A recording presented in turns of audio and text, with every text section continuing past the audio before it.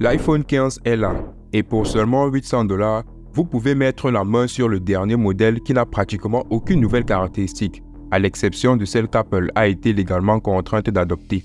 En effet, à part le port USB-C, l'iPhone 15 a l'air d'être une refonte sans nouveauté de ce qui a déjà été proposé. Dès qu'il a été annoncé, les gens ont été une fois de plus déçus, blasés et quelque peu frustrés. Pour comprendre ce que je veux dire, voici un peu le contexte. Comme nous le savons tous, l'iPhone détient la plus grande part de marché au monde.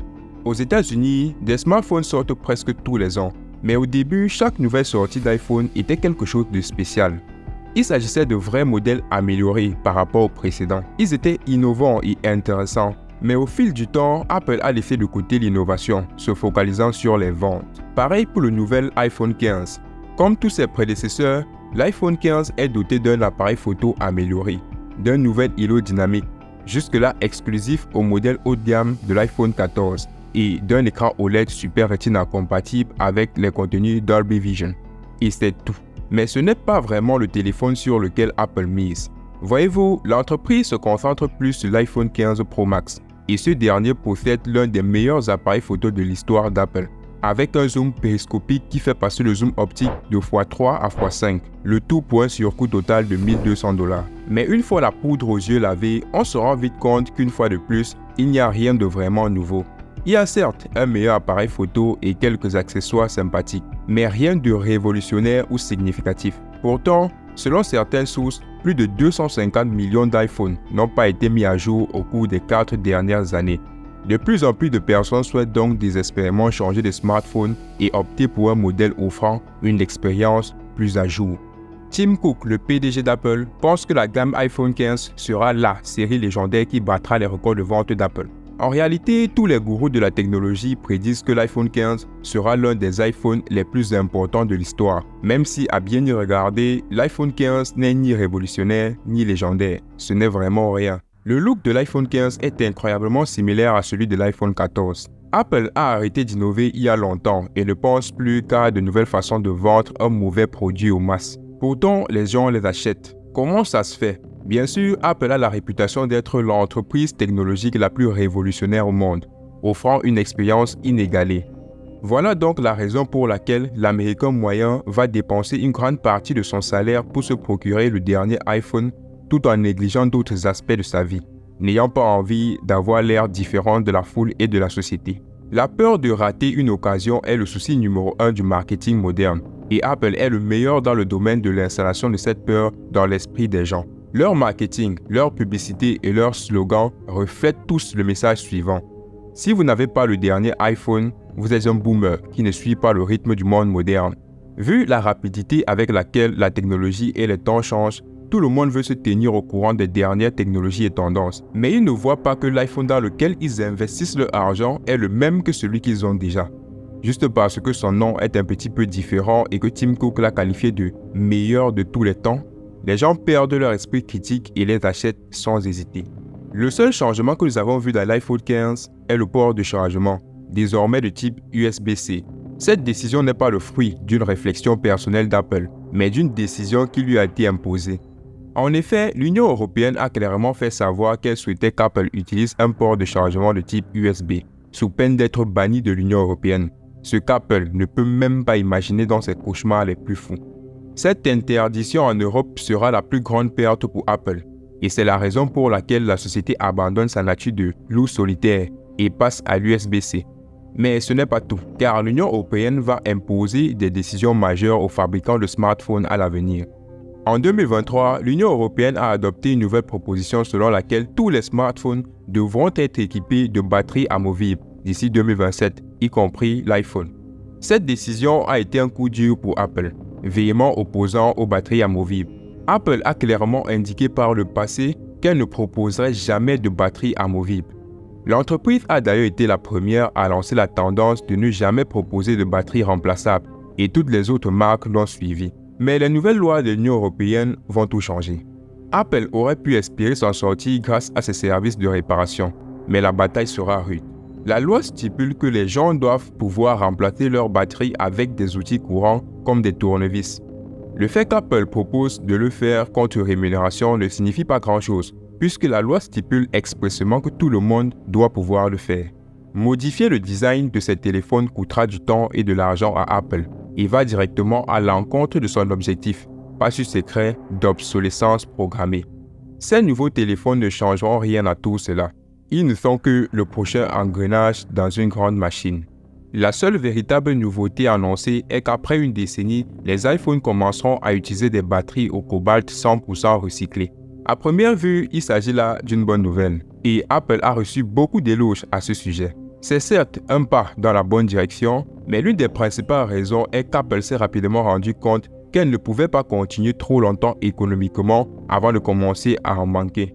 Elle devait donc ouvertement changer quelque chose à ses batteries au cobalt. Mais au lieu de supprimer les batteries au cobalt et d'utiliser des batteries lithium-ion phosphate, l'entreprise a choisi de continuer à utiliser du cobalt. Mais pour sauver son image, elle s'efforcera d'étouffer les critiques concernant l'utilisation du cobalt. Pour l'instant, l'entreprise a l'air tirée d'affaire relativement à son utilisation du cobalt, même si ça ne changera rien aux diverses violations des droits de l'homme qui ont lieu dans les mines. Et dans sa quête éternelle d'obtenir plus de ses ressources à prix plus bas, Apple finance certains des régimes les plus oppressifs et des pratiques les plus malveillantes qui soient. Le matériau essentiel entrant dans la composition des batteries des téléphones modernes n'est qu'un exemple parmi d'autres. La majorité du cobalt utilisé dans le monde provient de la République démocratique du Congo, un pays africain déchiré par la guerre et exploité par le monde entier pour ses ressources minérales. La demande de cobalt a triplé entre 2015 et 2020 et a encore augmenté depuis. Pour répondre à la demande et engranger encore plus de bénéfices, les mines du Congo font travailler des enfants et offrent des conditions de travail épouvantables, détruisant les terres, empoisonnant la population, prenant tout ce qu'elles peuvent et polluant toute l'atmosphère.